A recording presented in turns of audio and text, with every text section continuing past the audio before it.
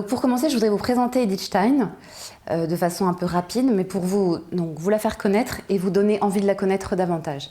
Donc je vais faire des présentations d'usage, surtout à travers le prisme de l'éducation qu'elle a reçue, pour que ça puisse être intéressant pour notre propos aujourd'hui. Quelle éducation a-t-elle reçue au cours de sa vie, à partir de sa petite enfance, jusqu'à son plein épanouissement? Qu'est-ce qui dans son existence, donc qu'est-ce qui dans l'existence d'Edith Stein autorise à la présenter comme un guide et à la prendre, pourquoi pas, comme source d'inspiration en matière d'éducation, de responsabilité ou bien encore de gratitude. Ça vous va? Après, je développerai davantage le sujet du jour. Donc, Edith Stein est la 7e enfant d'Augusta et Siegfried Stein. C'est un couple de juifs pratiquants qui a eu 11 enfants, dont 4 sont morts en bas âge. Donc Edith Stein se retrouve de ce fait-là leur petite dernière. Elle est née le 12 octobre 1891 à Breslau, en Allemagne, mais c'est une ville qui n'existe plus. 12 octobre 1891. Cette année-là, le 12 octobre, tombait la fête du Yom Kippour, qui est la fête du Grand Pardon, et qui marque la fin d'une période de pénitence pour les Juifs. C'est en fait une coïncidence, en quelque sorte, liturgique, qui a beaucoup réjoui, en tout cas, Augusta Stein. Quand Edith perd son père, elle a à peine 2 ans et elle ne s'en souvient absolument pas. Elle n'a aucun souvenir de son père, mais donc on remarque qu'à l'aube de sa vie, elle a reçu une éducation presque exclusivement maternelle, c'est-à-dire féminine. Pour autant, l'enfant est influencé par ses nombreux frères et puis aussi par les personnalités masculines de sa famille nombreuse et qui, comme souvent à l'époque, fonctionnent à la manière d'un clan qui se voit beaucoup malgré les distances et malgré le nombre. Donc elle est quand même influencée par ses oncles, par ses cousins, par ses frères et sœurs. Alors elle raconte de la manière suivante dans son autobiographie le moment qui suivit la mort de son père. Je vous la cite. « Les membres de la famille vinrent à l'enterrement de mon père et tinrent conseil pour savoir ce que ma mère, sans ressources et avec 7 enfants, devait faire désormais. Sa résolution était prise, elle voulait continuer à se débrouiller toute seule. » Fin de citation. Veuve à 44 ans, Augusta Stein va effectivement reprendre seule et à son compte le fragile commerce de bois de son défunt mari. Et donc on voit que l'ambiance chez les Stein est à la sobriété joyeuse, ainsi que l'exprime Edith Stein elle-même non sans humour. Elle a dit aussi « Nous n'avons jamais eu faim, mais nous avons été habitués à la plus grande sobriété, à la plus grande simplicité et parcimonie, et il nous en est resté quelque chose jusqu'à ce jour. Dans les cercles avec lesquels j'ai frayé plus tard, je me suis toujours fait remarquer par ma mise peu conforme à mon niveau social, et quoique cela me fût pénible de me singulariser, je n'ai jamais réussi à m'améliorer sensiblement sur ce point. » Donc il peut être intéressant pour nous, dès maintenant, d'exploiter l'exemple du mode de vie de la famille Stein. Pourquoi? Parce que dans son enseignement sur l'éducation, il y a déjà une idée qui domine et qu'on pourrait exprimer sous forme de maxime, c'est que éducation bien ordonnée commence par soi-même. Éducation bien ordonnée commence par soi-même. Or, c'est exactement ce dont Augusta Stein a nourri ses enfants. Par sa simple façon d'être, elle a fait face à son destin. Par sa simple façon d'être, elle ne s'est pas dérobée, elle est restée debout. Et c'est en restant forte qu'elle a rendu forte sa progéniture. Donc, éducation bien ordonnée commence par soi-même. L'éducation commence à la maison. Mais avant toute parole prononcée, l'éducation commence par l'atmosphère dans laquelle baignent les enfants. Donc, on peut se poser la question tout haut et y répondre intérieurement. Mais on peut se demander si effectivement, est-ce que je fais de ma maison un foyer plein de lumière et de joie? Est-ce qu'à mon contact, mon mari, mes enfants, plus largement mes élèves, mes étudiants, mes collègues, se régénèrent ou bien est-ce qu'ils perdent des forces? Qu'est-ce qui émane de moi? De la tension ou de la délicatesse? De la lumière ou de l'ombre?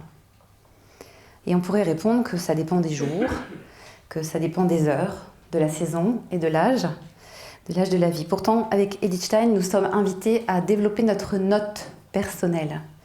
Notre note personnelle afin de la jouer ensuite dans l'harmonie du monde et que l'harmonie du monde, justement, s'amorce. Quelle est ma note personnelle? Est-ce que je travaille à l'amélioration de cette tonalité de fond que je porte en moi? Est-ce que j'occupe la place qui me revient au cœur du monde ou est-ce que je m'esquive par crainte ou par fausse modestie? Donc autant de questions qu'on peut se poser et tenter d'y répondre intimement. Alors dans sa famille au sens large, Augusta est incontestablement une pièce maîtresse et elle se distingue aux yeux de ses enfants par sa gaieté et par son humour. Donc auprès d'elle, sa petite dernière grandit tranquillement. Et quand arrive l'heure des études supérieures pour Edith, eh bien, elle a délibérément renoncé à prier, elle le dira, alors que sa mère n'a jamais délaissé la pratique de sa foi juive. Mais pour autant, Edith continuera à accompagner fidèlement sa mère à la synagogue. Mais disons qu'à partir de l'adolescence, le cœur n'y est plus du tout. C'est tout à fait volontairement, je la cite, c'est tout à fait volontairement et consciemment que je me suis déshabituée de prier. Rapidement, après avoir commencé des études de psychologie, elle va découvrir en fait les travaux philosophiques d'Edmond Husserl. Edmond Husserl, c'est celui qui est le père de la phénoménologie. Et donc en fait, elle va rejoindre les disciples du père de la phénoménologie à Göttingen. Alors je vais vous le dire en 2 mots, parce que même après 6 ans de thèse, je n'ai pas encore tout cerné du problème et du mystère qu'est la phénoménologie, mais j'ai bien conscience qu'il y a des intuitions fabuleuses, donc je continue à creuser la question. Mais pour vous le dire vite fait, Husserl instaure en fait une nouvelle façon de faire de la philosophie. La phénoménologie, c'est donc une méthode philosophique et non pas un système philosophique. C'est une manière de faire. La phénoménologie, c'est la science des essences. C'est une science par l'exercice de laquelle le phénoménologue apprend à voir le monde. Il apprend à voir le monde afin de l'habiter d'une façon libre et responsable. Et en donnant le monde à voir, la phénoménologie le donne aussi à être, en quelque sorte. Donc il s'agit de s'abandonner à l'instant présent, de cultiver un esprit contemplatif. C'est vraiment pour vous le dire en 2 mots. À Göttingen, en plus de nouer de solides amitiés, Edith Stein va travailler avec acharnement et elle va notamment travailler sur sa thèse de doctorat en philosophie qu'elle va soutenir au cours de l'été 1916. C'est assez éloquent quand on pense qu'il y a 2 gens qui s'occupent autrement lors d'un conflit mondial, mais donc voilà. Le choix de son sujet de recherche, c'est l'empathie. Et alors l'empathie, c'est sans doute un choix de sujet de recherche qui n'est pas anodin et qui a été sans doute aussi préparé par l'intensité de la vie familiale d'Edith Stein. Parce qu'effectivement, les enfants Stein ont été préparés à tout ce qui touche à la question de l'autre. Autrui, l'accueil, la générosité, l'écoute, les relations humaines, tout ce qui touche à la question de l'autre. Donc ils y ont été confrontés très tôt, et notamment à partir des qualités relationnelles de leur mère. Edith écrira de sa mère, elle possédait surtout, au plus haut degré, le don des contacts humains. Posséder au plus haut degré le don des contacts humains. C'est sympa comme compliment. Pour ce qui a trait au domaine professionnel, Augusta se distingue de la manière suivante, toujours selon sa fille. Ma mère a toujours suivi son bon cœur. Elle a été beaucoup trompée et le magasin a toujours tourné avec de grandes pertes. Mais cela tournait quand même. Ma mère l'a toujours attribué à la bénédiction d'en haut. Augusta Stein, donc c'est une mère chez qui sérénité et intensité dans le travail vont de pair. Sérénité et intensité. Et donc plusieurs choses à propos de l'empathie, mais là aussi assez rapidement, mais plusieurs remarques s'imposent. L'empathie, c'est pas seulement une espèce de sympathie émotionnelle. L'empathie, ça correspond pas exactement à une sympathie émotionnelle qui me ferait ressentir ce que ressent l'autre. Il s'agit plus profondément d'une connaissance intérieure de l'autre, une connaissance intérieure de ce que vit l'autre. L'empathie, c'est une faculté permettant de reconstituer en quelque sorte la perspective de l'autre, au point d'avoir presque, entre guillemets, mal à la douleur de l'autre ou de jouir de la joie de l'autre. Et puis, la profondeur de l'empathie varie en fonction de ce que l'on est, et donc ça révèle quelque chose de ma propre structure intérieure. En tout cas, on constate que la vie familiale d'Edith Stein lui a permis de se confronter à un large faisceau d'expériences humaines, d'acquérir de nombreux outils psychologiques, de comprendre le sens d'un nombre important de situations interpersonnelles. Donc Edith Stein s'est laissée instruire par la vie, par la sienne d'abord, et puis aussi, notamment au début de ses études supérieures, par celle que vivaient les autres autour d'elle, leur vie intellectuelle mais aussi leur vie spirituelle. Et donc c'est ainsi que petit à petit se dessinent les premiers contacts d'Edith Stein avec le christianisme, avec la foi chrétienne. Et il y a eu pour commencer l'expérience de la souffrance humaine. Elle a quand même interrompu son travail de thèse pendant la guerre, puisque certains de ses amis étaient partis au front. Elle ne s'est pas dédouanée, elle ne s'est pas dérobée. Et donc elle est partie travailler dans un lazaret de la Croix-Rouge. Alors, un lazaret, je ne sais pas si ça vous est connu, mais voilà, j'ai fait une petite recherche. C'est donc un des établissements dans lequel on mettait à part les malades atteints de maladies contagieuses. En l'occurrence, Edith est venue intervenir dans un lazaret où étaient traités des malades atteints du typhus. Et donc, elle était infirmière, en quelque sorte. Il s'agissait d'aider les malades, et notamment, on lui a demandé une fois de s'occuper d'un jeune soldat qui était rentré du front inconscient, qui n'a pas repris conscience, mais qui est mort sous ses yeux. Et donc, on a demandé à Edith de ramasser ses affaires, de rassembler ses effets pour que tout soit renvoyé à la famille. Et en manipulant ces objets, d'un livre est tombée une prière que la femme de ce monsieur avait écrite, et qui demandait qu'il revienne en vie. Et ça a été une expérience extrêmement forte pour Edith Stein. La mort d'autrui a un sens. Il n'existe pas d'anonyme, on meurt. Et donc c'était une première chose, un premier contact avec la foi, puisqu'encore une fois, il s'agissait d'une prière. Ensuite, on relève dans son parcours vers le Christ son expérience aussi de ses retrouvailles avec Anna Reinach, qui était une bonne amie, qui était mariée à Adolphe Reinach, qui faisait partie de la société philosophique d'Edmond Husserl. Et donc Adolphe a été tué au front, et Anna convoque Edith Stein pour qu'elle l'aide en fait à réunir les œuvres posthumes de son mari. Pourquoi pas offrir une publication posthume. Et donc elle arrive chez les Reinach en se demandant dans quel état elle va retrouver son amie. Et en fait, elle est saisie par la sérénité d'Anna. Elle s'est dit, elle est debout, au pied de la croix, mais elle est debout. Donc ça, c'était une seconde expérience. D'une manière beaucoup plus anecdotique, mais intéressante pour nous, elle a aussi fait une visite d'une église par vraiment intérêt culturel. Et elle voit, pendant cette visite qu'elle fait, une femme qui arrive du marché avec son cabas et qui s'agenouille et qui fait une prière. Et là, elle se dit, mais il doit y avoir quelqu'un pour qu'elle fasse ça, c'est pas possible autrement. Donc ça l'a transpercée, aussi comme tout à coup une évidence qu'il y avait quelqu'un. Et pour achever le tout, elle est tombée sur l'œuvre de Thérèse d'Avila, l'autobiographie, ça s'appelle, je crois, œuvre écrite par elle-même, de Thérèse d'Avila. Et donc ça a achevé de la convaincre. Et elle reçoit finalement le baptême en 1922. Elle a alors déjà 31 ans, 1922. Pédagogue reconnue, aimée de ses élèves, elle est aussi écoutée à travers l'Allemagne de l'époque, mais elle rentre finalement au Carmel de Cologne en 1933. Elle a 42 ans. Edith Stein devient alors donc sœur Thérèse Bénédicte de la Croix.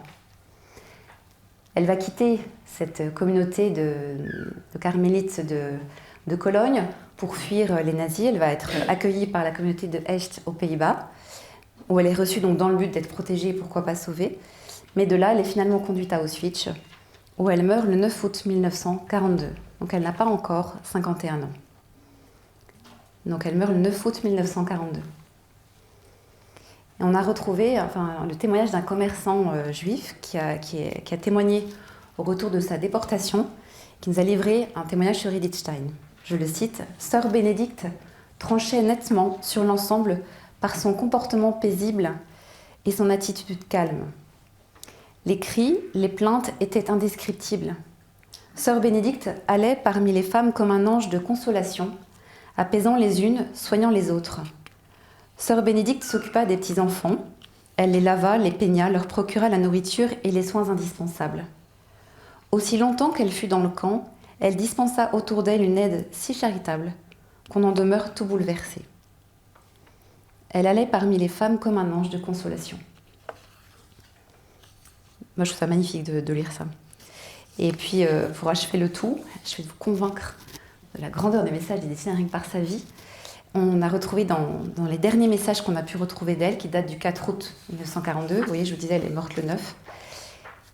Je la cite, « Nous commençons seulement, un peu, à expérimenter comment on peut vivre purement à partir de l'intériorité. » Je vous relis. « Nous commençons seulement un peu à expérimenter comment on peut vivre purement à partir de l'intériorité. » Donc on voit que jusqu'au bout de sa vie, jusque dans le dénuement le plus total, Edith Stein témoigne du fait que la vie, qui est aussi une éducation, n'est pas une chose que l'on acquiert du dehors, mais comme un savoir qu'on plaquerait en fait de l'extérieur. L'éducation se fait à partir de l'intérieur de l'être, et sans cesse de l'intérieur vers l'extérieur. Donc c'est du point de vue de l'intériorité qu'il convient d'aborder l'aventure éducative dans son ensemble et l'articulation possible en son sein de la responsabilité et de la gratitude en elle. Alors le terme responsabilité, j'attaque donc le vif du sujet. Responsabilité et gratitude dans l'aventure éducative selon Edith Stein. Le terme responsabilité signifie vivre sa vie comme une réponse. Vivre sa vie comme une réponse à ce que nous sommes en vérité. Ça, c'est la responsabilité. Vivre sa vie comme une réponse à ce que nous sommes en vérité. Donc, étymologiquement, la responsabilité véhicule l'idée d'une personne qui répond de quelque chose. Et on répond dans la mesure où on peut le faire, c'est-à-dire lorsqu'on est en capacité de dire « je »,« ego »,« me voici ». La responsabilité implique donc un certain degré de maturité, puisque par elle, la personne humaine répond de ses actes, de ses paroles, et plus largement de ce qu'elle est. À partir de la prise de conscience de sa responsabilité face à la vie, l'être humain est progressivement conduit à goûter une certaine joie, une satisfaction, une plénitude, une envie de dire merci. Et effectivement, la gratitude, c'est un sentiment d'affection que l'on ressent pour celui ou celle dont on est l'obligé. Un sentiment d'affection pour celui ou celle dont on est l'obligé. Ça, c'est la gratitude. Or, avant toute personne humaine qui nous oblige véritablement, c'est la vie elle-même qui nous oblige. La vie est un bien absolu. Être, ce n'est pas simplement suivre l'écoulement temporel de l'existence, c'est continuellement faire acte d'être. Donc pour dire les choses différemment, on n'a rien à attendre de la vie. C'est souvent important de se dire dans l'éducation. On n'a rien à attendre de la vie. En revanche, la vie attend tout de nous. La vie attend tout de nous et notamment un certain devoir d'accomplissement. Réaliser notre vie. Que nous vivions bien notre vie, que nous vivions notre vie de mieux en mieux. D'un instant à l'autre. Que nous devenions toujours un peu plus nous-mêmes. Il n'est demandé à aucune créature d'être parfaite, mais au moins il nous est demandé de nous ouvrir intérieurement, justement, à la vie elle-même, afin d'en exprimer la beauté, la grandeur, à travers notre être, à travers ce que nous sommes. Et lorsqu'elle est aux commandes de sa vie, la personne humaine se déploie et elle participe à son propre déploiement un jour après l'autre, jusqu'au terme définitif de son existence.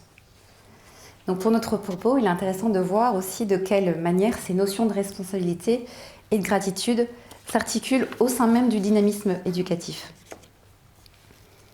Pour le dire immédiatement et en quelques mots, l'éducation, selon Edith Stein, consiste à faire interagir l'humain et le divin, c'est-à-dire faire agir ensemble l'humain et le divin en la personne de l'enfant. De cette manière, l'éduqué, le plus jeune, est conduit petit à petit à passer de l'éducation qu'on lui donne en tant que parent, en tant que professeur, en tant qu'éducateur. On le fait passer de l'éducation à l'auto-éducation. On passe donc de l'éducation à l'auto-éducation et ça suppose que l'enfant devienne au fur et à mesure responsable, c'est-à-dire capable de dire « je » à son tour. Et c'est une raison suffisante, je crois, déjà pour considérer justement l'éducation comme une aventure. Effectivement, l'éducation, c'est un chemin dont on ne voit jamais l'issue pour soi-même, ni pour autrui. Et d'ailleurs, le terme, à la limite, n'a aucune espèce d'importance. L'important, c'est d'être en chemin, d'être in via, de ne pas faire de surplace. Mais il convient tout de même de savoir où l'on va. Donc, l'éducation, c'est un mouvement, c'est un dynamisme dont la visée, dans le discours d'Edith Stein, est quasiment eschatologique. C'est-à-dire que ça va au-delà de la vie naturelle.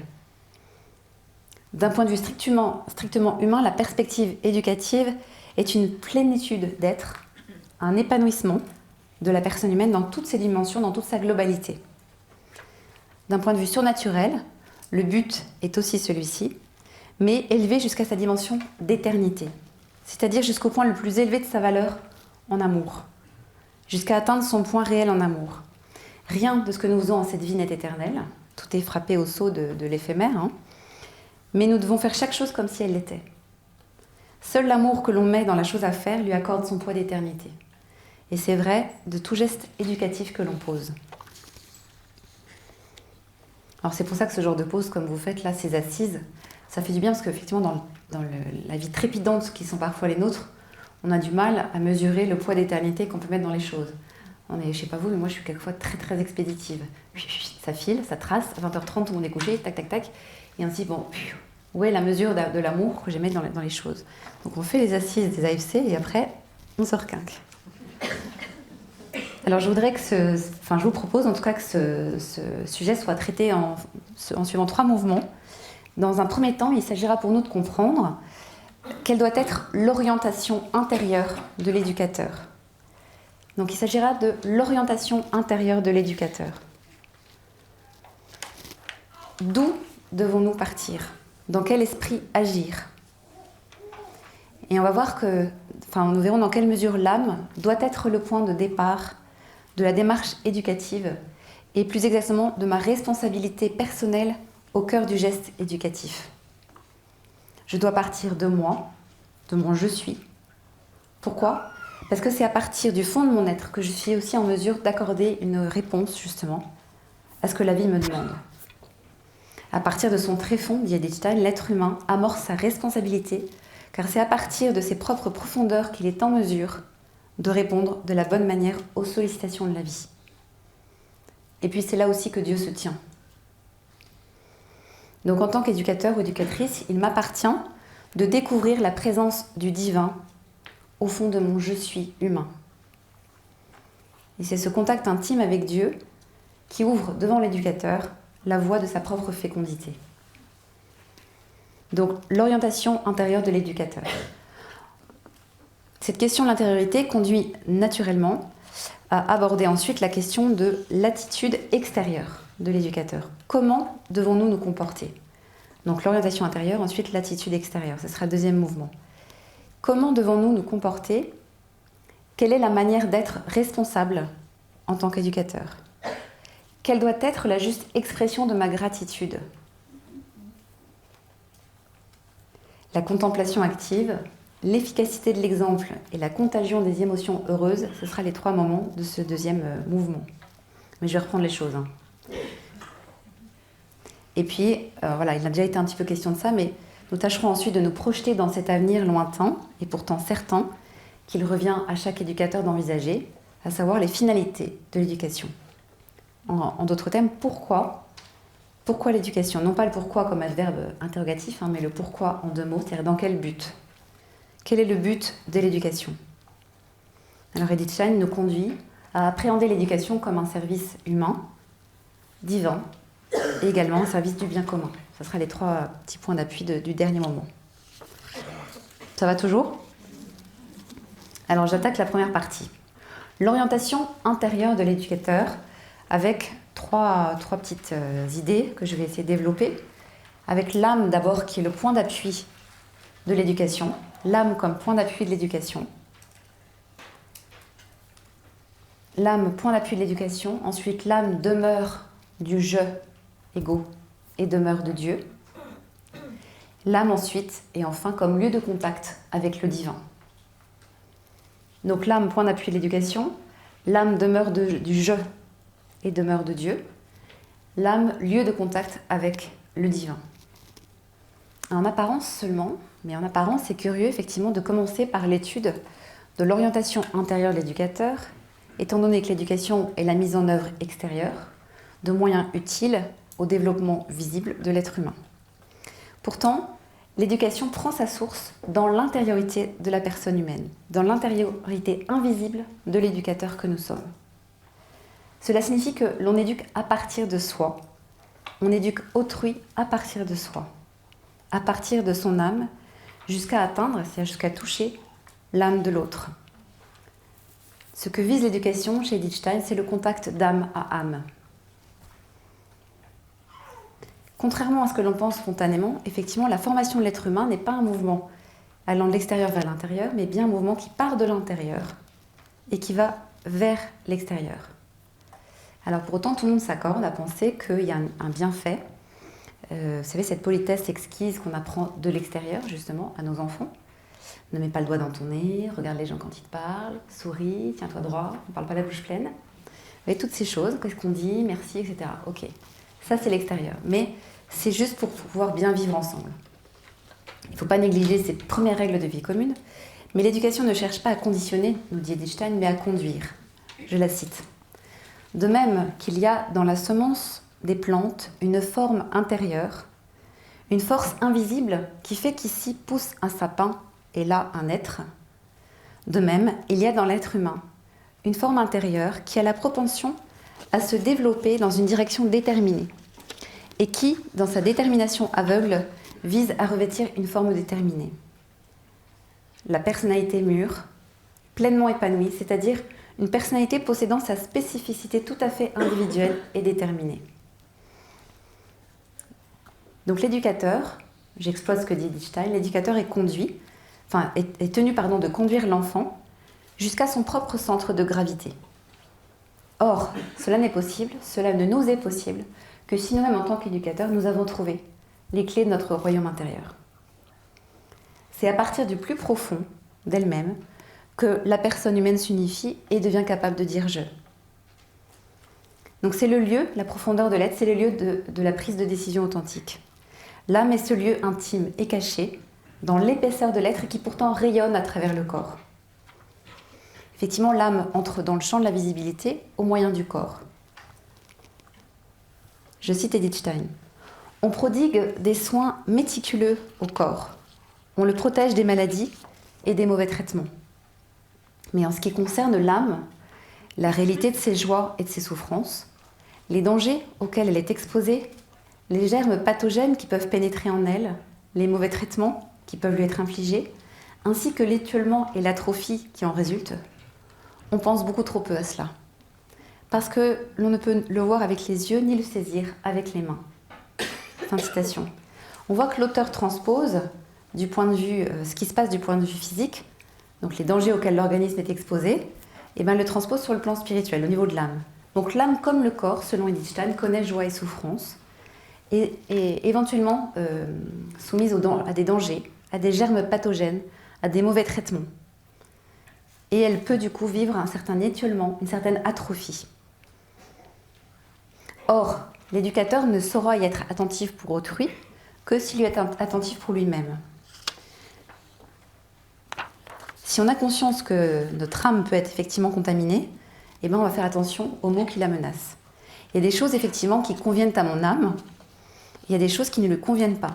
Donc je peux avoir physiquement une certaine répulsion naturelle vis-à-vis de certains aliments, par exemple. Je peux ressentir aussi spirituellement, à partir de mon âme, une allergie vis-à-vis de certaines situations, vis-à-vis de certaines fréquentations, lectures ou films. C'est dans la mesure où je me rends compte pour moi-même que je peux conduire autrui à lutter contre ces allergies. Pour que mon âme soit mon point d'appui d'éducateur, il importe qu'elle soit solide. Il me faut la préserver, la protéger, en prendre soin. Et c'est en agissant ainsi que je deviens responsable de moi-même. Donc je peux prétendre guider l'enfant que j'éduque sur son propre chemin en parcourant le mien.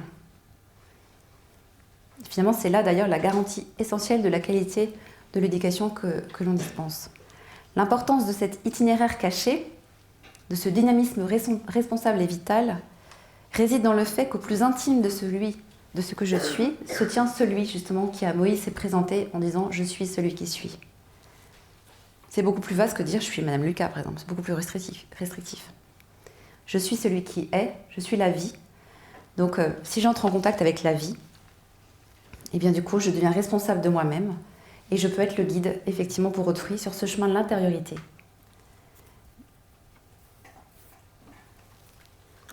Et donc on le constate, l'âme est la demeure du je. L'âme est la demeure de Dieu. Alors naturellement, donc j'attaque la deuxième petite idée de ma première partie, naturellement, l'orientation d'un être humain s'effectue vers ce qui se passe à l'extérieur. Et c'est vrai, l'enfant qui vient de naître va ouvrir ses yeux sur le monde. On se tourne vers l'extérieur.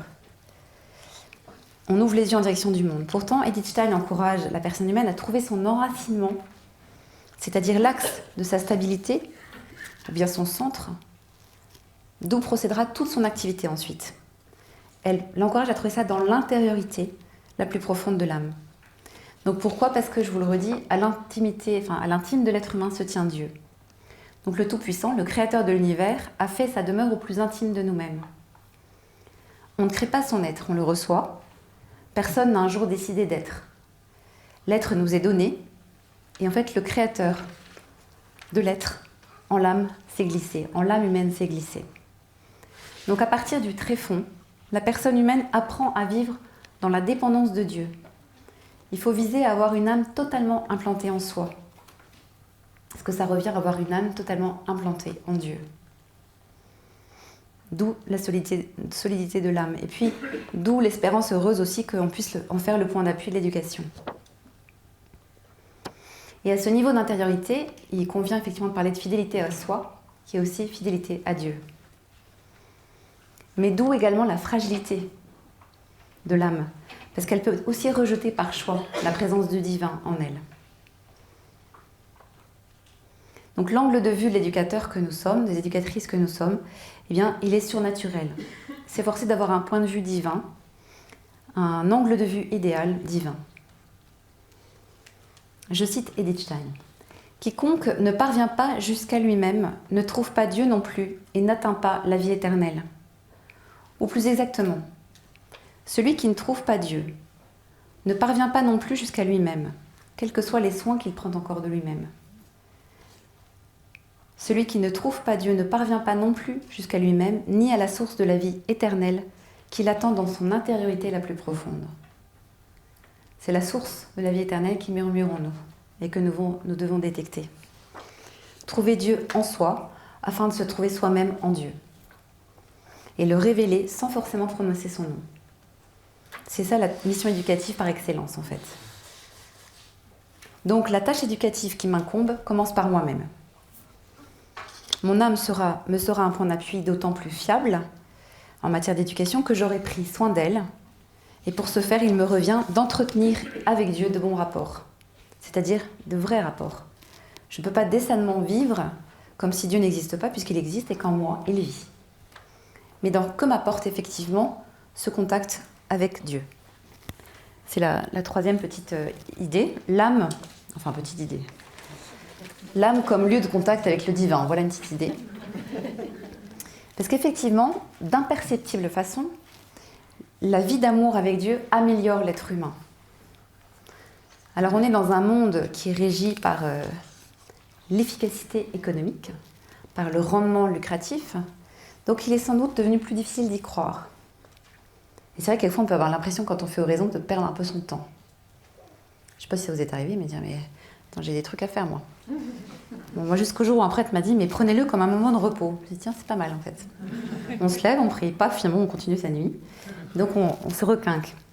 Mais effectivement, on est tellement dans l'efficacité, dans le rendement, dans la rapidité qu'on a plus de mal à y croire.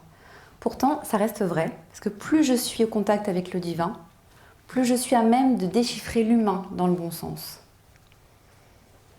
Plus je prends appui sur le Seigneur, mieux je mesure le besoin que j'ai de lui dans ma vie, et bien plus je deviens fort ou forte. En fait, Dieu me donne sa force pour vivre ma vie. C'est aussi l'exemple d'Edith Stein. Elle ne s'est pas dérobée devant son rude destin. Dieu lui a donné sa force pour qu'elle vive sa vie.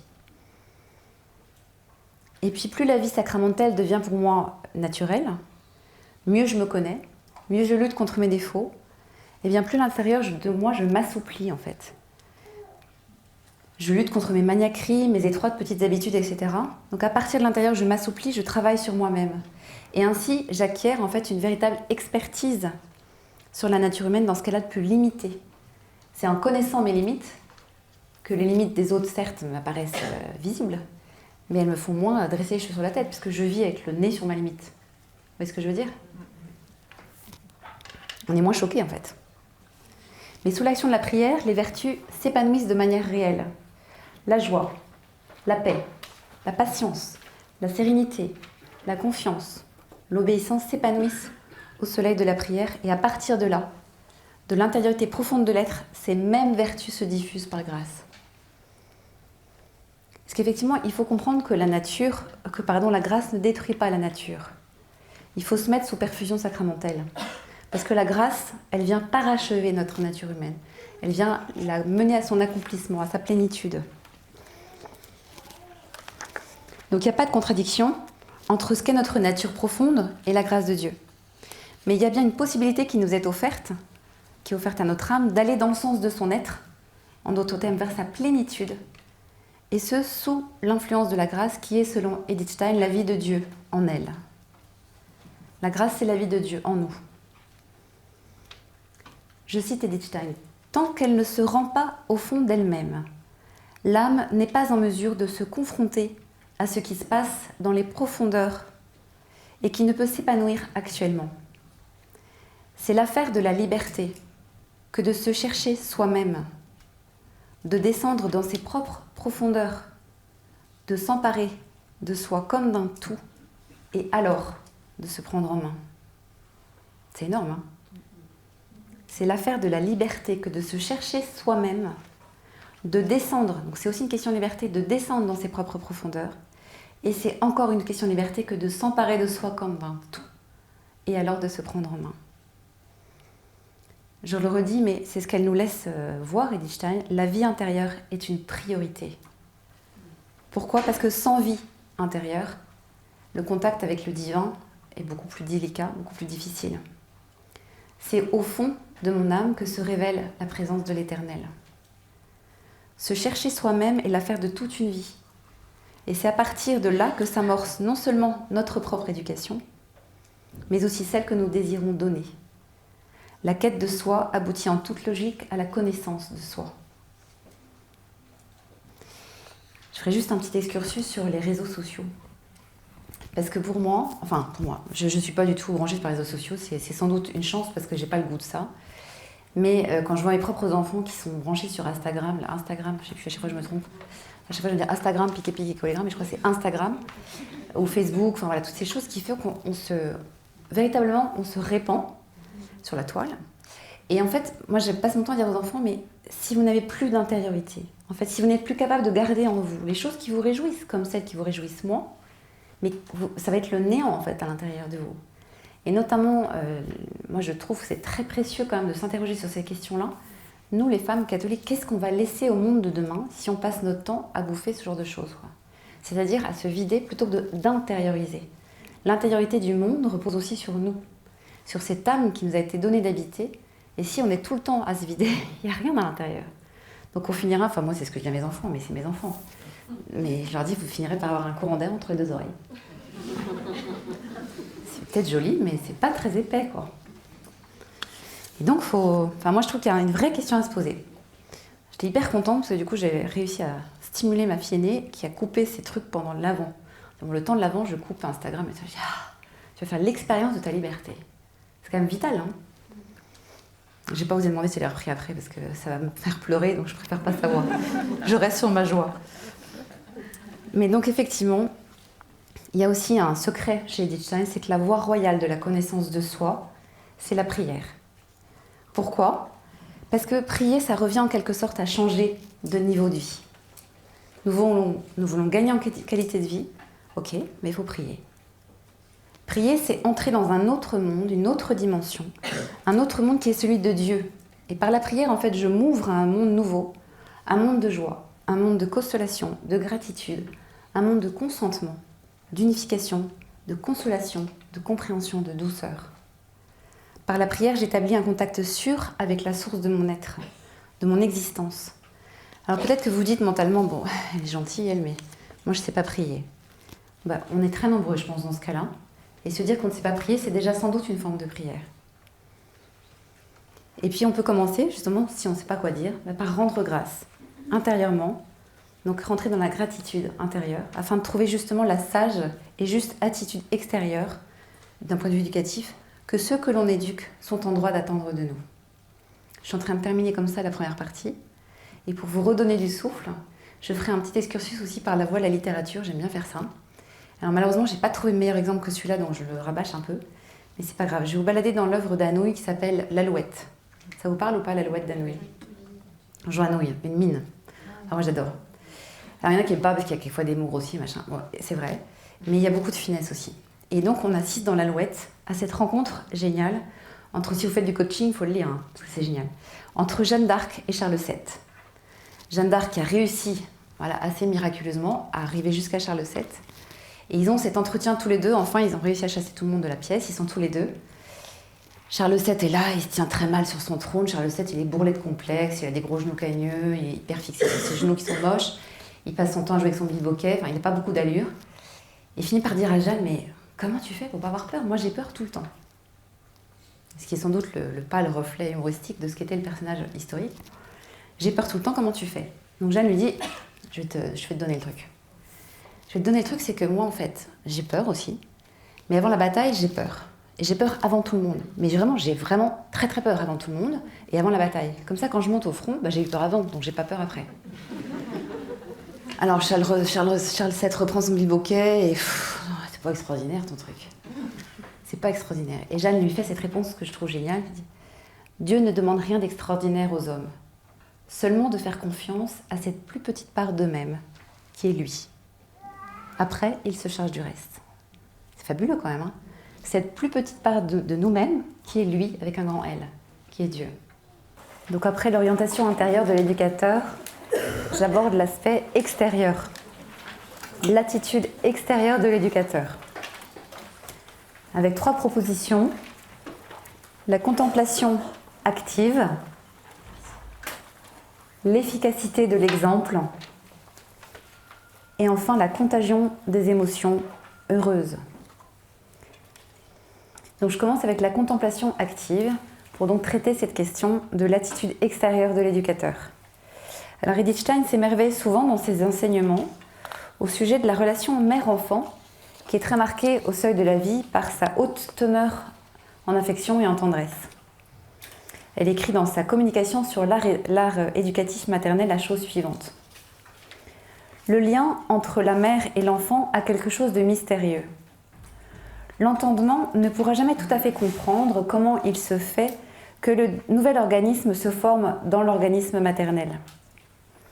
Il est pareillement incompréhensible, mais non moins un fait, qu'après la séparation de la mère et de l'enfant par le processus de la naissance, il demeure un lien invisible, en vertu duquel la mère peut sentir ce dont l'enfant a besoin, ce qui le menace, ce qui se passe en lui, et en vertu duquel elle détient un esprit inventif merveilleux pour lui procurer ce qui lui est nécessaire et pour écarter ce qui lui est nuisible, ainsi qu'un dévouement pouvant aller jusqu'à la mort. Alors c'est assez plaisant pour moi de lire ça aujourd'hui avec les rondeurs qui sont les miennes aujourd'hui. Passer effectivement elle décrit la filiation divine de belle manière, on passe du mystérieux au merveilleux. Le lien entre la mère et l'enfant a quelque chose de mystérieux, que l'entendement humain ne pourra jamais tout à fait comprendre. Et ensuite, elle dit, la mère détient un esprit inventif merveilleux pour lui procurer ce qui lui est nécessaire. Donc le sens de la relation affective mère-enfant échappe, c'est ce qu'elle dit d'une certaine manière, à l'entendement. Le don de comprendre ne suffit pas à percer le mystère. Le mystère humain, c'est comme le mystère en matière de foi, c'est une chose que nous devons accepter, quelque chose que nous devons croire, mais que nous ne pouvons pas comprendre parfaitement. Dans le contexte de la filiation en général, plus on admet le mystère, généralement plus il se dévoile, plus il dévoile son sens. Au lien biologique prénatal succède un lien invisible entre la mère et l'enfant, et on voit que ce lien est plein de force. Souvent, je vous l'ai dit avant déjà, mais la philosophe, donc Edith Stein, accorde à l'âme, donc à ce qui ne se voit pas, la capacité d'être le socle éducatif solide de l'éducateur. Là, elle dote le lien invisible mère-enfant de possibilités qui permettent même de sentir les besoins de l'enfant ou les menaces. Donc chez Edith Stein, moins ça se voit, plus c'est fort.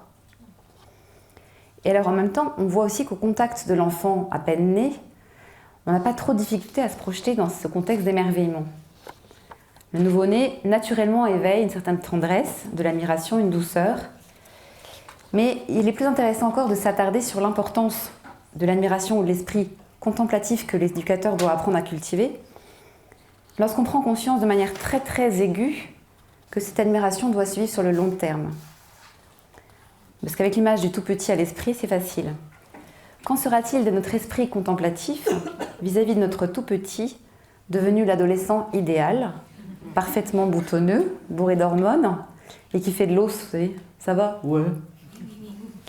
Est-ce qu'on sait déjà quel chemin d'expression nous saurons faire passer, nous saurons faire emprunter à notre contemplation active? Ça semblait couler de source au démarrage de la vie, c'est beaucoup moins vrai après. Or, c'est ce que nous propose Edith Stein, c'est de nous maintenir dans ce tableau initial. Il convient de rester attentif au merveilleux et au mystérieux, aux heures les plus fastes comme aux heures les plus délicates.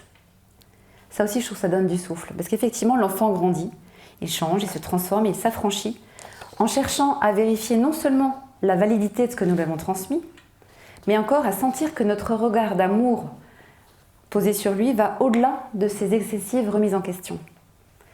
Au grand moment de crise, en fait, de manière inconsciente, on veut être sûr que ce que l'on nous a dit est vrai et juste, que c'est solide et qu'on peut s'appuyer dessus. Ni plus ni moins. Donc d'où la nécessité de contempler un certain esprit contemplatif qui va rester pour nous valable au cours des différents âges de la vie de nos enfants et malgré les aléas de l'existence. Donc l'éducation, c'est un service, certes, mais elle est aussi pour nous qui la dispensons un privilège. En tant que parents, nous sommes auprès de nos enfants des détecteurs de talents. Il importe de faire naître l'enfant à lui-même, de l'aider à découvrir son originalité propre. Mais sans esprit contemplatif, est-ce que c'est réellement possible ? Or, c'est en admirant en eux ce qui mérite de l'être que nous leur apprendrons le plus sûrement à admirer dans la vie ce qui mérite d'être contemplé. L'éducation jouit effectivement d'un fort pouvoir mimétique. Donc je suis déjà en train d'entamer la deuxième petite idée, à savoir la valeur de l'exemple, où je vous ai dit l'efficacité de l'exemple. Donc je pense que vous l'avez compris, je voulais marteler, l'éducation bien ordonnée commence par soi-même. Donc il s'agit de pratiquer cette forme d'auto-éducation, qui est la nôtre aujourd'hui, et d'encourager ensuite l'éduqué à faire de même. S'ils nous voient lutter contre nos défauts, ils vont lutter par mimétisme contre les leurs. Si on fait le truc, là, vous savez, faites ce que je dis parce que je fais, c'est rarement fécond. Donc cette auto-éducation prend sa source dans notre intériorité. Donc effectivement, le fait de bien connaître les créatures, de bien les traiter, n'est possible aussi, on l'a dit, que si l'on établit avec le Créateur les rapports qu'il faut. C'est une évidence, dit Edith Stein, qui s'impose désormais à nous. Donc le but de la démarche éducative n'est autre que celui d'établir avec l'enfant, avec l'élève, avec l'éduqué, un lien vivant d'âme à âme. Et ce lien est la condition de toute influence pédagogique. L'éducateur est conduit à conduire en faisant pénétrer toute la richesse de son âme dans l'âme de l'enfant. Je cite Edith Stein, « Le moyen éducatif le plus efficace n'est pas la parole qui enseigne, mais l'exemple vivant, sans lequel les paroles demeurent vaines. » Fin de citation.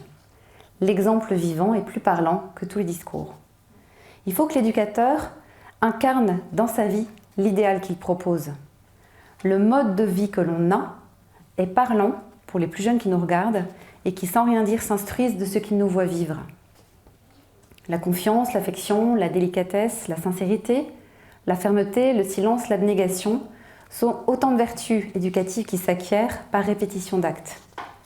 Plus l'éducateur prendra le temps et le soin de s'employer lui-même à les obtenir pour lui-même, eh bien plus les enfants en profiteront. Donc les grands discours n'ont rien d'obligatoire, les sermons sont peu fructueux si on s'en contente.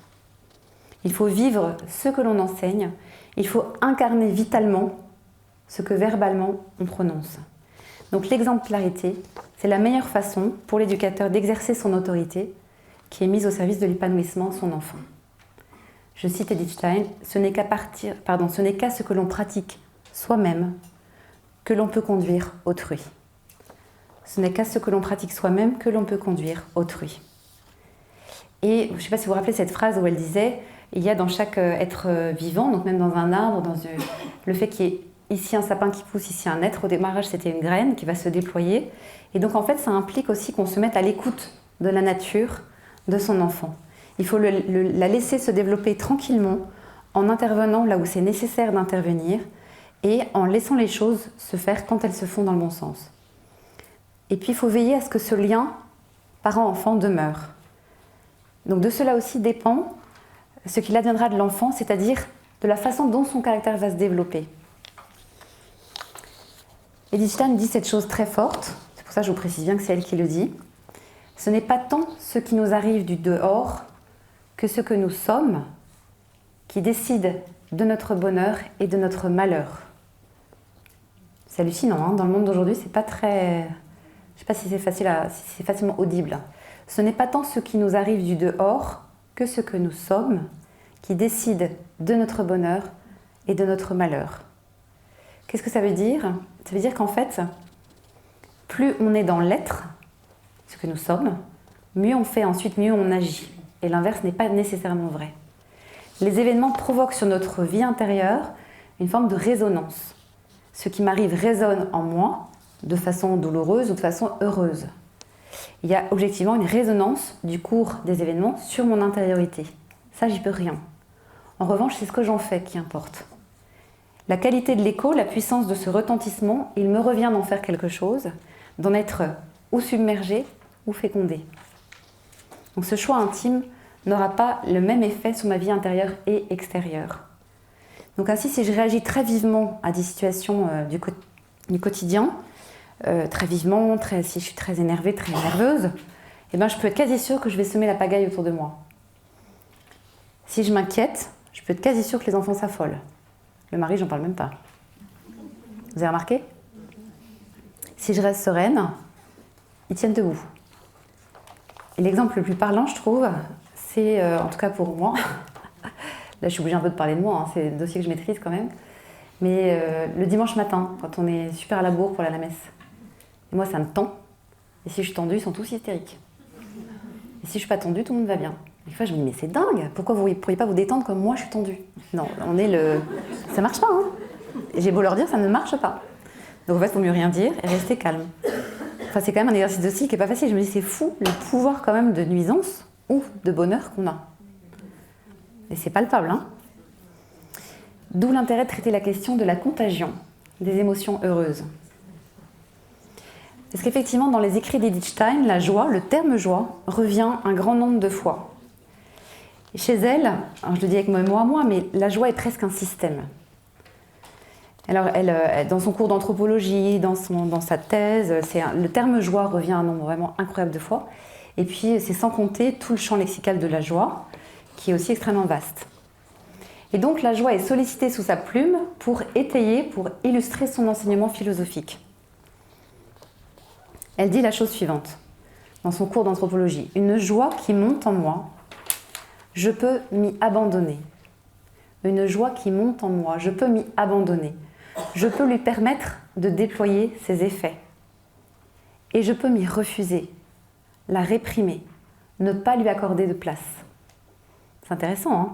Une joie qui monte en moi. C'est une expression qui n'est pas banale. Ça signifie que la joie appartient au socle profond de la personne humaine. La joie, elle vient du fond de l'être et elle se fait connaître comme un débordement de la vie intérieure vers l'extérieur. La joie, c'est comme une sorte de montée des profondeurs de l'être fini vers l'infini de la vie. Et puis alors la joie, c'est pas une chose qu'on provoque, c'est un don. On a reçu quelque chose qui est déposé en nous, que l'on porte en soi comme un germe ou un souvenir, et qui nous appartient de faire croître au gré de notre liberté personnelle. C'est ce qu'elle dit, hein, je peux lui permettre de déployer ses effets. Alors évidemment, on pourrait dire pourquoi elle prend toujours l'exemple de la joie, est-ce qu'elle n'était pas un petit peu exaltée, Edith Stein? Alors ceci, les gens, quand ils voient la photo, on avait déjà parlé, sont peu portés à penser ça, parce qu'elle est quand même assez figée. Moi, je suis assez convaincue qu'elle était pleine de joie, parce qu'elle était, sa chambre, quand elle était enseignante à Spire, au collège des Dominicaines de Spire, le soir, beaucoup d'élèves venaient dans sa chambre pour jacasser avec elle, refaire le monde, chanter, etc. Donc je dis, si elle avait été tout à fait funèbre, ça n'aurait pas marché comme ça, je pense. Donc elle avait une certaine forme d'expression de sa joie, qui n'est pas donc reflétée sur les photos de l'époque, qui devait être sûrement assez longue à prendre. C'est l'histoire de petit oiseau qui va sortir, qui met 3h50, puis en plus c'était vulgaire de montrer les dents. Enfin, je sais pas, il y avait sûrement des codes esthétiques qui n'étaient pas les mêmes que nous aujourd'hui. Mais on constate qu'effectivement, personne n'est privé de joie en ce monde. La joie a un caractère profondément universel. Personne n'est privé de la joie en ce monde, mais ce sont les modalités d'expression de la joie qui changent en vertu des individus, de leur variété psychique et de leurs conditions de vie. Mais l'infini vient par moments effectivement crever l'écran de notre finitude. La joie, dans son surgissement, en est la preuve. Donc le discours steinien a illustré de manière personnelle, la joie sert d'appui concret au raisonnement philosophique, parce que cette joie est à portée de tout le monde, c'est un exemple universel. La joie, c'est aussi effectivement une manière d'appréhender l'existence, c'est-à-dire de s'en saisir et d'en assumer les contrastes et d'y exercer sa liberté. La joie, c'est le signe d'un élan intérieur qui porte la personne humaine vers sa plénitude. Et effectivement, pour achever de vous convaincre que Edith Stein n'était pas complètement illuminée, elle a aussi fait dans sa vie l'expérience de la souffrance psychologique. Et il n'est pas rare, hein, effectivement, enfin je ne sais pas pour vous, mais il n'est pas rare, je trouve, qu'on fasse l'expérience d'une chose par son contraire. Effectivement, hein, quand vous avez une grande douleur physique, quand elle cesse, eh ben, vous mesurez le prix ô combien savoureux et ô combien précieux du bien-être. Si vous avez une crise de foie, vous êtes super renseigné après sur le lieu anatomique où est votre foie. Avant, on ne le sait pas. Pour Edith Stein, c'était un peu la même chose. À partir de l'expérience de la dépression, en fait, elle a mesuré ce qu'était véritablement la joie. C'était quand elle faisait ses travaux de recherche en philosophie, lorsqu'elle écrivait sa thèse. Elle était littéralement épuisée, presque sanglée à sa chaise, à manger des carottes crues ou presque, enfin vous voyez le truc. Et en fait, elle a vraiment sombré dans une dépression. Elle rêvait, c'est ce qu'elle écrit dans son autobiographie, quand elle sortait, elle rêvait qu'une voiture l'écrase, ou si elle faisait une excursion en montagne, de tomber au fond d'un précipice et de ne pas en sortir vivante. C'est ses propres mots, hein. C'est pour vous dire que c'est pas fin, que c'est pas juste un petit choc hormonal, non, c'était quelque chose de profond.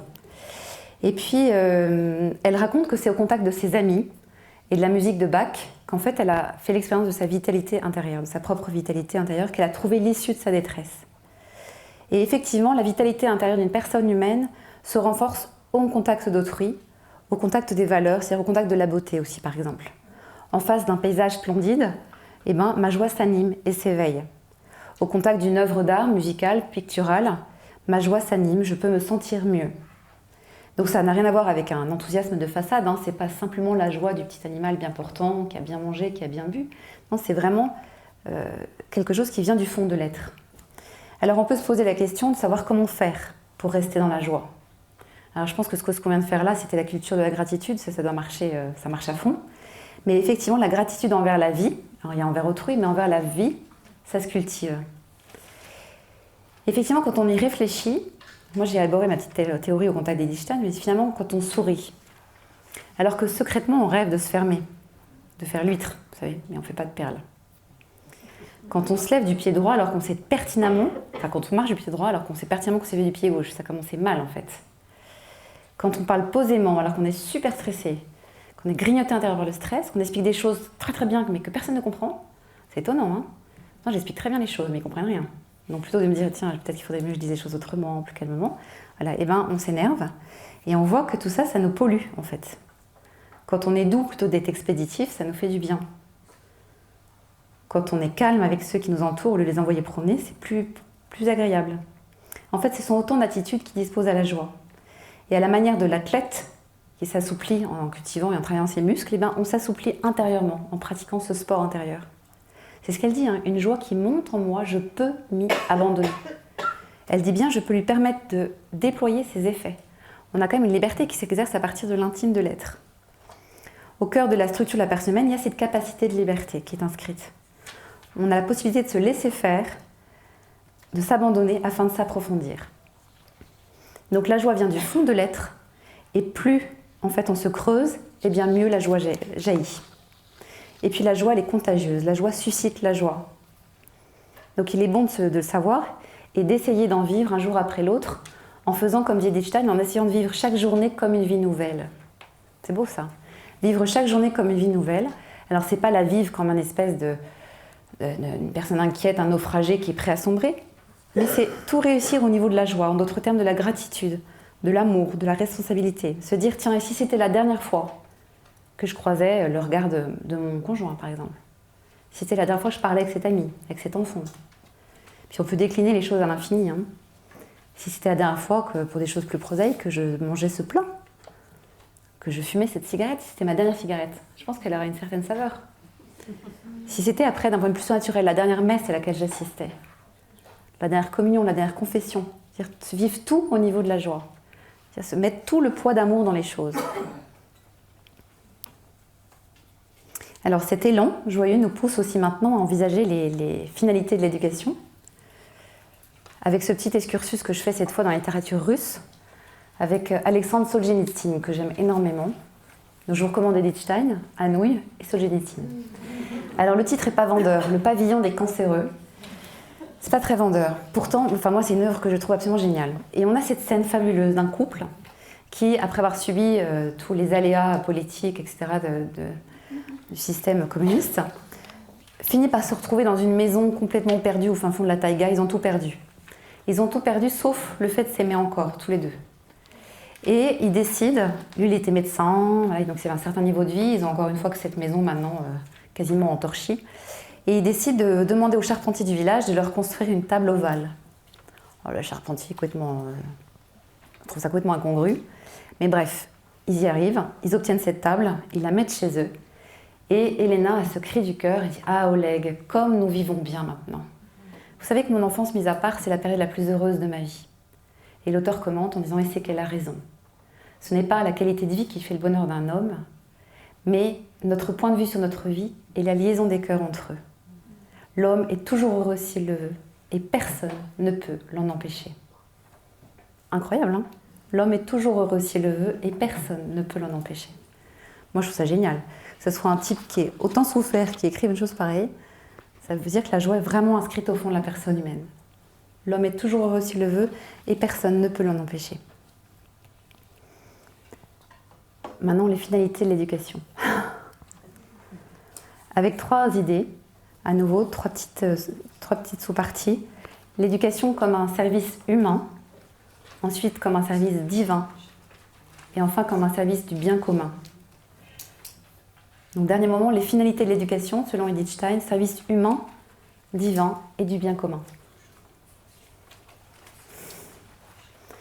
L'éducation comme un service humain. Donc évidemment, avec tout ce que je viens de vous dire, vraisemblablement, les choses sont devenues un peu plus claires. Mais on peut encore dire des choses, trouver des perles chez Edith Stein. Elle propose l'éducation comme un art de donner forme à sa vie. Un art de donner forme à sa vie. Et alors, appréhender l'éducation comme un art, ça signifie qu'on ne parvienne jamais tout à fait à la perfection. Mais en revanche, que l'on tende vers cette perfection. Nul ne peut prétendre être arrivé effectivement au sommet de la perfection éducative, tant du point de vue pratique que l'on en a, que du résultat que l'on peut constater. Vous savez, quelquefois on entend ce genre de choses. Oh, mais les enfants de machin, mais ils sont hyper bien élevés, ils ont un contact très agréable, ils parlent bien, ils font des bonnes études, ils ont intégré des bonnes écoles de commerce, ils font des bonnes prépas. Mais est-ce qu'ils sont chastes? Est-ce qu'ils sont justes? Est-ce qu'ils sont honnêtes? Est-ce que la charité, ça leur parle? Si on faisait passer à nos enfants un bac de vertu, est-ce qu'ils l'auraient? Avec mention. Est-ce que fondamentalement, ces choses nous soucient dans l'éducation qu'on donne? Est-ce que par mon éducation, j'ai rendu le bien aimable et désirable, la vertu? En fait, c'est des choses auxquelles on pense peu, parce que c'est ce que dit Edith Stein, on ne peut pas les saisir dans nos mains. Ce n'est pas non plus vérifiable ni quantifiable au moyen des évaluations actuelles. Pourtant, c'est ce qu'enseigne Edith Stein. Le geste éducatif est en quelque sorte une participation à l'achèvement de la création. C'est ça notre boulot. Achever la création, participer à l'achèvement de la création. Nous sommes marqués au sceau de la finitude, c'est vrai. Nous sommes des êtres marqués par la limitation. On ne peut pas être ici et ailleurs tout à la fois. Mais on l'a compris, dans son enveloppe d'argile, la personne humaine porte une parcelle d'infini. Une étincelle divine brille au cœur de la personne humaine et l'homme est saisi dès l'aube de sa vie par un dynamisme de déploiement de son être. Il s'agit de devenir toujours plus humain, un jour après l'autre, de devenir toujours davantage soi-même. C'est là l'enjeu humain éducatif primordial. Et puis on a aussi quelquefois ces déclarations, vous savez, aux abords de la quarantaine notamment, qui font un petit peu des bilans là, ou des crises de milieu de vie. Et quand on évoque les vieux souvenirs de l'adolescence, on dit « mais tu sais, moi à l'époque, je n'étais pas tout à fait moi-même. Non mais je sais, j'ai beaucoup changé. » Oui, grâce à Dieu, tu étais tout à fait toi-même, déjà. Mais oui, tu as beaucoup changé parce que tu t'es approfondi. Mais tu es devenu toi-même. On ne devient pas quelqu'un d'autre, heureusement. On s'approfondit. On gagne au fil du temps de la profondeur, de l'expérience. C'est la science de la vie, en fait, qui nous rentre dans le corps. Et puis, alors, voilà, on se tapisse intérieurement d'une certaine épaisseur, comme quelquefois on se tapisse extérieurement. Mais bon, ça dépend des gens, puis ça peut varier. Ça peut ne pas durer. Mais donc, l'éducation comme auto-éducation, ça veut dire que c'est un inlassable perfectionnement. Non pas à la force du poignet, encore une fois, mais à la force de la responsabilité que l'on met dans les choses qu'on fait, l'amour que l'on met dans les choses qu'on fait, dans les actes qu'on pose. C'est un processus permanent d'approfondissement et qui n'atteindra jamais un état définitif. Je cite Edith Stein, « Les âmes se distinguent les unes des autres par l'envergure et la profondeur qui leur appartiennent par nature.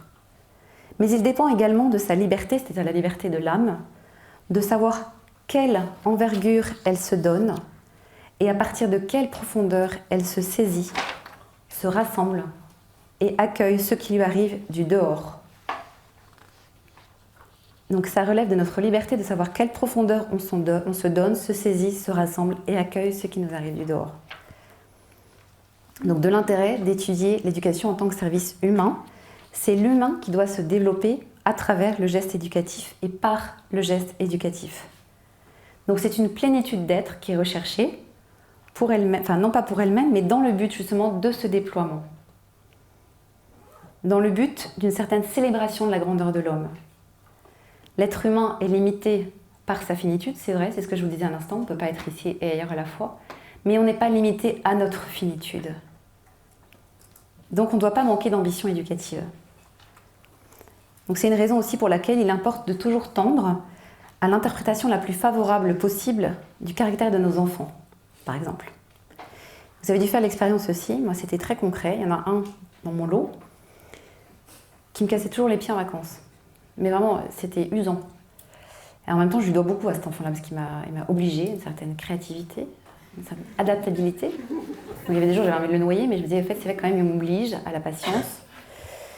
Voilà, donc des fois, mon mari me disait, oui, il nous casse la tête, ce gars. Oui, mais n'empêche que c'est le plus... Enfin, grâce à lui, notre créativité s'est déployée, vraiment. Mais plus je me disais qu'il était compliqué, enfin, c'est quand il est plus petit, plus il l'était effectivement. Peut-être que vous avez fait l'expérience. Puis on se dit quelque chose va être compliqué, cet enfant est compliqué, et bien il se complique. Alors que si non pas qu'on ne le pense plus, mais déjà on met un frein à sa langue, ça va beaucoup mieux. Et on s'efforce non pas à dire non mais non, il est mignon, regarde. Non, il est objectivement quelquefois casse-pied, mais il y a aussi autre chose, c'est vrai. Mais se dire, allez, je l'appréhende sans filtre en fait. Et là, c'est quand on se pose des filtres, le gosse voilà, il est étiqueté, il ne peut plus s'en sortir. C'est le cercle vicieux. Donc on peut contrecarrer le cercle vicieux par le cercle vertueux. Elle dit bien, Edith Stein, « Les âmes se distinguent les unes des autres par l'envergure et la profondeur qui leur appartiennent par nature. » Donc, voilà, il y a quelque chose avant toute chose, justement, la nature, qui fait qu'il y a une certaine envergure, une certaine profondeur. Mais dans son propos, il est aussi question de liberté. L'âme est rendue capable d'habiter sa propre profondeur et même plus de descendre en elle. Donc il faut creuser notre mine d'or intérieure. C'est le meilleur moyen pour que ceux qui nous regardent creusent la leur. Accepter ce que l'on est, que ce que l'on est, mais tout ce que l'on est jusqu'au fond. Je cite Edith Stein, « Croire en son être propre et avoir le courage de réaliser cet être propre. » C'est énorme, hein ? Croire en son être propre et avoir le courage de réaliser cet être propre. Elle nous guide en nous disant que, effectivement, l'éducation est un service humain réclamant une bonne dose d'audace. Cela demande du courage de sculpter son être intérieur, d'améliorer son caractère, de combattre ses défauts, de rattraper ses manquements, d'être moins égoïste. Et c'est le moyen le plus sûr, pourtant, de conduire autrui sur ce même terrain de lutte. Avoir le courage d'être soi, croire en son être propre. Il y a une disposition intérieure qui est à cultiver tout de suite, c'est elle consiste dans le fait de croire que l'on peut y arriver. Parce que si on ne croit pas qu'on peut devenir soi-même, qu'on peut s'améliorer, etc., on va pas y arriver. C'est comme pour l'enfant qu'on stigmatise. Il est essentiel de croire à la possibilité d'aboutir. Mais ça ne marchera jamais, je suis trop timide, ou alors j'ai pas assez de retenue, puis j'ai toujours les mêmes défauts. Mais c'est bien. On n'est pas obligé d'être trop créatif dans le domaine. C'est pas la peine d'avoir trop d'imagination au niveau des défauts.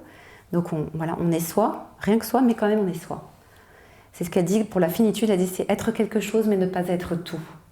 C'est la définition d'Edith Stein. La finitude, être quelque chose mais ne pas être tout. Et finalement on peut le commenter en disant c'est ne pas être rien non plus. On est quelque chose. Donc à partir de l'âme elle-même, c'est à partir de l'âme elle-même que cette conviction en fait est raisonnée, motivée et persistante. le fait qu'on puisse y arriver. C'est aussi la raison pour laquelle l'éducation est aussi un service divin. On ne sert pas effectivement son orgueil personnel, sa gloire, sa fortune, en cherchant à devenir soi-même et par là même meilleur, ni non plus sa gloire personnelle, son orgueil personnel en élevant bien nos enfants, mais on cherche à servir Dieu et notre prochain. Je donne à la personne que j'aime, mon mari, l'enfant que j'éduque aussi, le meilleur de moi-même. C'est ma propre plénitude en fait dont je le comble. Ma propre plénitude, ma responsabilité, mon bonheur et ma joie m'ouvrent un chemin vers l'autre et me sont un chemin vers Dieu. Donc l'éducation est effectivement un service divin. Deuxième petite idée. Le geste éducatif présente la possibilité de se mettre au service de Dieu, dans les âmes. Aider l'enfant à vivre plus près de Dieu. Apprendre à devenir meilleur afin de mieux refléter l'image de Dieu. Il faut avoir son être intérieur qui est ajusté sur Dieu. Donc ce qui se déploie de manière humaine est toujours à regarder en fait dans l'enseignement d'Edith Stein d'un peu plus haut, d'un peu plus loin. Il faut tendre à la perspective divine des choses. En partant d'une certaine façon de regarder l'enfant qu'il éduque, effectivement, l'éducateur est conduit vers plus de profondeur par Edith Stein. C'est le regard d'amour de l'éducateur qui éveille en l'enfant le sentiment de sa propre dignité. Mon regard de mère, mon regard respectueux du mystère que présente l'enfant, que j'ai sous les yeux, ce regard déjà rend l'enfant capable de s'éveiller à sa propre dignité. Et l'étroitesse de ma vue va forcément le limiter. Moins mon regard sera vaste, plus son champ existentiel va se rétrécir. Donc il ne faut pas avoir un regard étriqué, parce que c'est le signe qu'on a beaucoup vieilli intérieurement. Il faut rester disponible, il faut sympathiser réellement avec les enfants qui ne nous ressemblent pas forcément, qui peuvent même parfois nous décevoir, mais aussi nous dépasser et nous ouvrir de nouvelles voies. Donc seul compte, dans le discours d'Edith Stein, le fait de servir Dieu à travers ses créatures. Je la cite, « Le but ultime et suprême, transcendant tous les buts particuliers pour l'éducation, c'est celui de former les créatures de Dieu, pour la gloire et pour la glorification de Dieu. » Ce n'est pas une petite ambition, ce n'est pas un petit défi, mais voilà, il faut s'en souvenir aux heures fastes et aux heures creuses. Alors en matière éducative, les optimistes ont souvent raison, dans la mesure où ils créent par leur espérance, même la plus folle, l'atmosphère favorable. Ils aident à vivre ce à quoi ils ont cru. En éducation, l'enthousiasme vient peut-être de la personnalité de l'éducateur, mais plus encore de la perspective qu'il se choisit. Je cite Edith Stein, dans la procréation, les parents sont les instruments de l'acte éducateur divin. Dans l'éducation, ils sont les instruments de la pédagogie divine. C'est grandiose, hein ? Et en même temps, c'est énorme. Les instruments de la pédagogie divine. Alors ça apporte à la relation parent-enfant, je pense, une certaine légèreté, presque une insouciance, mais une légèreté qui vient d'une confiance très forte en la vie. Alors, quand elle approfondit le sens de l'ultime tâche de l'éducateur, consistant, donc je vous le disais, à faire passer l'enfant de l'éducation à l'auto-éducation personnelle, on peut se poser la question, s'interroger quant à la responsabilité de l'éducateur. En quoi consiste-t-elle ? Réponse d'Edith Stein. À faire en sorte que l'enfant devienne ce qu'il doit devenir. Faire en sorte que l'enfant devienne ce qu'il doit devenir. Mes projets à moi, on s'en fiche. Mais les siens importent. Sur quel fondement s'appuie la confiance de l'éducateur ? Réponse. L'éducateur n'est pas seul face à cette tâche. Il est en droit d'attendre que la grâce achève ce qui outrepasse ses forces. Que la grâce achève ce qui outrepasse ses forces. Moi, avec mon vilain petit canard, par exemple, j'ai fait l'expérience. Effectivement, il fallait que je croie profondément en son avenir de cygne, comme dit Edith Stein. Mais que, par exemple, il a fait très tôt sa confirmation, cet enfant-là. On va mettre toutes les chances de nos côtés pour bien s'entendre. Ça, je ne le dis pas, mais c'est quand même ce que j'ai fait. Voilà, on dit, il faut voilà, le mettre sous perfusion de la grâce. Edith Stein renforce encore cette idée lorsqu'après avoir traité la question des limites personnelles de l'éducateur, elle déclare « S'il est pénétré de l'idée que l'éducation est en fin de compte l'affaire de Dieu, l'éducateur aura à cœur d'éveiller dans l'enfant aussi cette conviction, du fait que tous deux travaillent ensemble à une œuvre qui n'est l'affaire ni de l'un ni de l'autre, mais l'affaire de Dieu. » avoir cette conviction qu'on travaille côte à côte, l'enfant et nous-mêmes, à traiter du royaume, en fait, des affaires du royaume, l'affaire de Dieu. C'est plus élégant que de dire voilà, qu'en éducation, on a une obligation de moyens, mais pas de résultats. Mais ça revient un peu à ça, en fait. Donc, se mettre au service de l'image divine dont chaque enfant est le reflet. Donc, ainsi, l'éducation n'est pas un défi personnel à relever, chose qui évite de se prendre au sérieux, mais c'est l'affaire de Dieu, ce qui implique qu'il faut tout de même la prendre au sérieux, cette entreprise éducative. Servir Dieu en servant les créatures. Et le dessein éducatif excède largement les frontières physiques et morales de l'individu. C'est au service donc de son âme que se met l'éducateur, et c'est servir la communauté humaine que d'agir ainsi. Et donc je vous achève avec l'éducation comme un service du bien commun. Au démarrage, donc l'éducation comme un service du bien commun. Au démarrage de toute éducation, Edith Stein l'exprime clairement, il importe de prendre en considération l'individualité de la personne humaine. Ça veut dire qu'on ne peut pas faire du vrac en matière éducative. On ne peut pas les mettre tous dans le même truc. On est obligé de faire du cas par cas. Il faut éduquer un individu après l'autre, même au sein de la même fratrie. Donc il y a des apprentissages communs, des règles de vie communes, des normes de conduite peut-être, qui sont à transmettre pour le bien de la vie communautaire. Mais au-delà de cela, l'éducation est nécessairement personnelle et individuelle. L'éducateur doit donc travailler à faire émerger l'originalité de chaque enfant. Parce qu'en chacun sommeille un petit génie qu'il revient à nous de mettre au jour. Pourquoi ? Parce que selon Edith Stein, je la cite, le développement de l'humanité, en d'autres termes le bien commun, est lié à la libre coopération de chaque individu et à l'action combinée de tous. La libre coopération de chaque individu et à l'action combinée de tous. Donc en tant qu'éducateur, plus je suis au service de l'épanouissement d'un être que je dois conduire vers l'autonomie, en faisant ça, je l'oblige, en tout cas je le pousse sur la voie de l'autonomie, c'est-à-dire je le pousse à agir à son tour librement et avec responsabilité, au service et à se mettre au service de l'humanité. Par mes soins attentifs, par mes soins affectueux, l'éduqué devra être amené à prendre sa vie en main, à avoir en main les commandes de sa vie, et c'est ainsi, encore une fois, que l'harmonie du monde s'amorce. Tandis que je coopère à ma propre éducation, tandis que j'éduque mon enfant, je rends par le fait même service à l'humanité. L'éduqué est, en vertu des bienfaits et des exigences de l'éducation qu'il reçoit, il est rendu capable d'apporter au monde un enrichissement. Alors, il enrichit sa famille d'abord, son équipe professionnelle ensuite, sa cité, sa patrie. Donc le but d'une œuvre d'éducation est précisément de former des êtres capables d'apporter quelque enrichissement à l'humanité. Chaque enfant naît profondément marqué au sceau de l'unicité. Avant lui, ça ne s'est jamais vu ce qu'il est. Et après lui, ça ne se retrouvera pas non plus. Donc c'est aussi un autre moyen d'exprimer notre gratitude face à la vie, qui ne crée pas deux fois le même individu.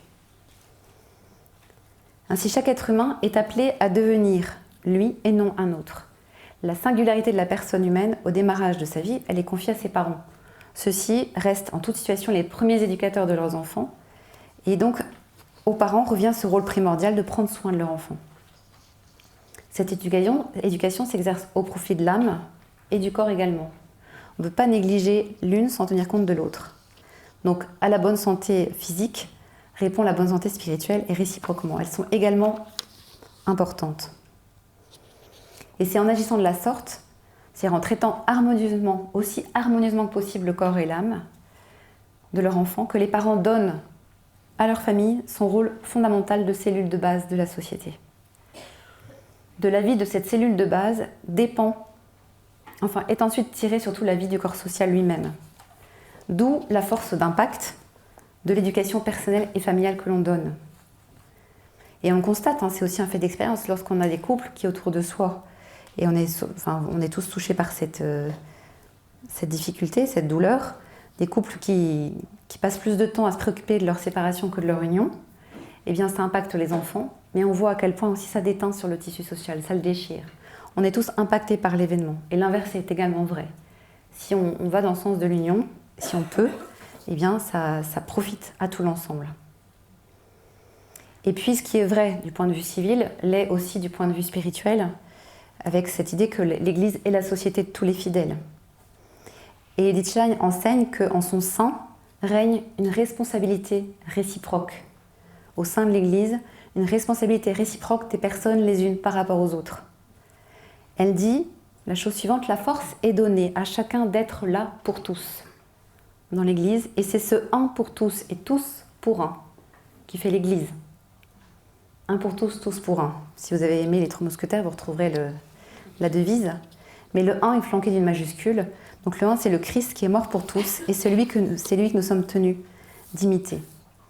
Pour le dire en d'autres mots avant de conclure, ce que nous propose Edith Stein, c'est de répondre à cette injonction du Christ dans l'éducation, c'est-à-dire soyez parfaits, comme votre Père Céleste est parfait. Donc c'est pas un petit défi, mais on a des solutions pour y arriver, pour l'atteindre, pour le réaliser. Soyez parfaits comme votre Père Céleste est parfait. C'est sous une forme visible que nous avons sous les yeux ce but éducatif en la personne de Jésus-Christ. Notre but à tous est de devenir à sa ressemblance. Nous laisser façonner par lui-même dans ce but, en tissant en tant que membre des liens d'intime union avec lui en tant que tête. Tel est le chemin que chacun de nous doit suivre. Fin de citation. Donc la ressemblance du Christ, cultiver sa ressemblance avec le Christ est notre chemin, c'est de notre sainteté dont le monde a besoin. Donc notre recherche responsable de perfection et l'expression la plus juste de notre joie de vivre compte plus que tout au sein de l'aventure éducative pour le bien de tous. Dieu saura bien faire quelque chose de notre fidélité, que nous puissions le voir ou pas. Dernier petit détour littéraire avant la conclusion totale, et après je m'enfuis. C'est le livre de Véronique Olmy, Bakita, qui est sorti en 2017. Alors moi j'ai beaucoup aimé ce livre, je crois que c'est le livre le plus violent que j'ai jamais lu de ma vie, mais j'ai trouvé ça assez édifiant. Et il y a ce passage assez étonnant où l'enfant vient d'être kidnappée en quelque sorte. Voilà, elle est déjà baladée pas mal, elle a perdu beaucoup le sens des choses. Et en fait, elle s'affole un matin parce qu'elle réalise qu'elle a oublié le visage de sa mère, que les traits dans son esprit se floutent. Et ça l'embête beaucoup, ça la chagrine.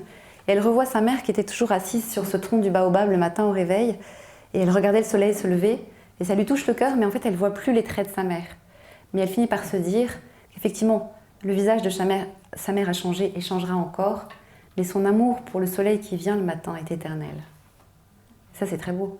Son amour pour le matin qui vient est éternel. Dire voilà, on a une possibilité d'amour à mettre dans le geste éducatif, et c'est cette qualité de l'amour qui a une valeur éternelle. Donc, à travers l'enseignement et les écrits d'Edith Stein, on comprend combien il est important pour l'éducateur de trouver en lui la source de son savoir-faire éducatif. L'éducation, selon notre philosophe, consiste donc à faire passer l'enfant de l'éducation à l'auto-éducation. Pour y parvenir, l'éducateur se doit de présenter à l'enfant les possibilités de trouver les clés de son royaume intérieur. Ce royaume intérieur qui est marqué par la présence du divin. L'éducateur ne peut y parvenir que dans la mesure où il a effectivement réalisé lui-même cette descente qui est en réalité une élévation vers Dieu. Cette descente à l'intérieur de lui, cette descente ascensionnelle qui suscite la gratitude de celui qui s'expérimente comme sorti des mains de Dieu. L'orientation intérieure de l'éducateur, ainsi préférée, le pousse presque malgré lui à adopter, c'est-à-dire à choisir, une attitude éducative qui non seulement reflète ce qu'il vit au plus intime de lui-même, mais encore éveille un authentique désir d'imitation chez ceux dont il a la charge. Par son affection, explicite et limpide, l'éducateur suscite la confiance, et c'est en se présentant comme un exemple vivant de l'idéal éducatif dont il rêve que l'éducateur exprime son autorité véritable. La saine autorité n'ayant d'autre but que de faire grandir, en d'autres termes de tirer vers le haut, et ce notamment en vertu de l'effet contagieux des émotions dans ce qu'elles ont de plus heureux. Dans cet esprit, pour Edith Stein, les finalités de l'éducation ne sont pas autre chose qu'un service qui se déploie d'un point de vue humain également divin, afin d'atteindre par là le bien de tous, c'est-à-dire le bien commun. Alors au commencement de l'année 2020, on peut imaginer que les vœux d'Edith Stein pourraient être ceux-là, qu'il nous souhaite à tous, éducateurs et éducatrices, de ne jamais être tranquilles. Ne jamais être tranquille, éduquer ou élever, ça revient à conduire l'enfant ou le jeune jusqu'à un point situé plus haut que soi. Être éducateur, c'est également faire le choix de la jeunesse éternelle. Parce que l'enfance nous révèle non seulement l'éternelle jeunesse du monde, mais aussi la nôtre. Vivre avec des enfants, ça réclame de rester jeune, et ça maintient jeune, parce qu'auprès d'eux, l'éducateur est conduit toujours et sans cesse de l'émerveillement à l'étonnement ou à l'émotion devant ce qu'ils sont déjà, devant ce qu'ils seront demain. Donc c'est-à-dire un peu plus eux-mêmes. Collaborateurs de la grâce, serviteurs de leurs enfants, les parents protégeons leurs petits, même devenus grands, en continuant à entretenir leur foyer tel un point irradiant qui, à l'horizon de la vie de leurs enfants, les attirera toujours. Vers ce point de lumière et de joie, l'enfant prodigue ou pas sera toujours heureux de revenir. En étant sérieusement impliqués dans leur propre vie, les parents deviennent de véritables détecteurs de talent chez leurs enfants. Cependant, il leur appartient de cultiver le don des langues afin de trouver le mot juste et la parole qui convient pour leur enfant, auprès de qui ils sont les messagers du bonheur. Donc appartenir à Dieu et le servir, telle est la mission éducative qui nous incombe aussi bien aux éducateurs qu'aux enfants. Donc avec Edith Stein, sur le chemin de l'éducation, nous a été transmis non seulement la force de nous habituer à de grands idéaux, mais encore, Edith Stein nous communique l'audace responsable de la grandeur pour laquelle nous sommes faits. Avec Edith Stein, la tâche éducative consiste finalement à rendre héroïque le quotidien et quotidien l'héroïque. Et je vous remercie de votre attention et de votre persévérance. Merci beaucoup.